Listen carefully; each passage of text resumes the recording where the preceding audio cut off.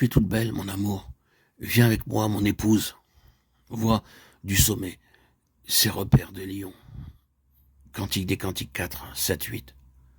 Pour la première fois, le bien-aimé nomme l'âme rachetée son épouse, comme pour lui donner une plus vive assurance de son union avec lui. Quand il désire qu'elle oublie ce qui est derrière elle et s'avance pour saisir la céleste vocation de Dieu en Jésus-Christ, il lui dit sors. Maintenant qu'elle lui est unie, il peut dire viens avec moi, regarde du sommet. Il désire qu'elle voie par ses yeux à lui, et de la manière qu'il le voit, l'endroit où il l'a conduite, afin qu'elle puisse triompher en sa victoire.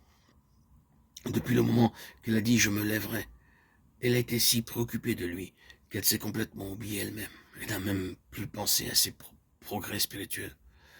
Après le douloureux chemin dans la vallée obscure, où elle craignait de l'avoir contristé au-delà de tout remède, elle s'était uniquement occupée de le retrouver. Et depuis, elle ne s'était plus souciée ni des vignes, ni des renards, mais de tout son cœur, elle avait recherché la volonté de Dieu pour la faire, cherchant à marcher sur les traces de son Seigneur.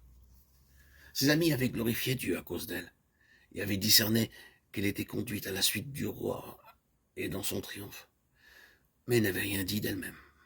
Elle ignorait que sa figure était comme illuminée et reflétait la gloire du Seigneur.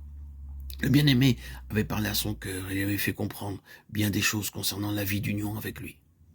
Aussi, quand il l'invite à regarder depuis le sommet, elle s'éveille joyeuse à la vision qui s'étend sous ses yeux. Le bien-aimé convie ceux qui sont cachés en lui et regarde du haut des sommets. Celui d'Amana, mot signifiant intégrité et vérité, celui de Sénir, qui signifie côte de maille, et l'Hermon, qui est la destruction. Dans l'intégrité et la vérité revêtue de l'armure de Dieu cachée en celui qui a été manifesté pour détruire les œuvres du diable, elle comprend maintenant que le vainqueur du calvaire demeure bien au-dessus des principautés et des puissances, qui les a vaincus, les exposant à l'ignominie. Éphésiens 1, 21. Les repères de Lion sont forts au-dessous d'elle, sous ses pieds. En lui, elle peut fouler aux pieds le lionceau et le dragon, psaume 91, 13. Et le Dieu de paix écrase sous ses pieds à mesure qu'elle apprend à vaincre par le sang de l'agneau. Romains 16, 20. Apocalypse 12, 11. Unie au Seigneur, dans les lieux célestes, l'âme est tentée de supposer que toutes les ombres ont fui et que son chemin sera désormais celui de la parfaite lumière.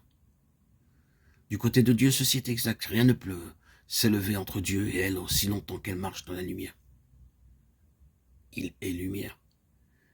Et le sang de Jésus-Christ, son Fils, la purifie de tout péché.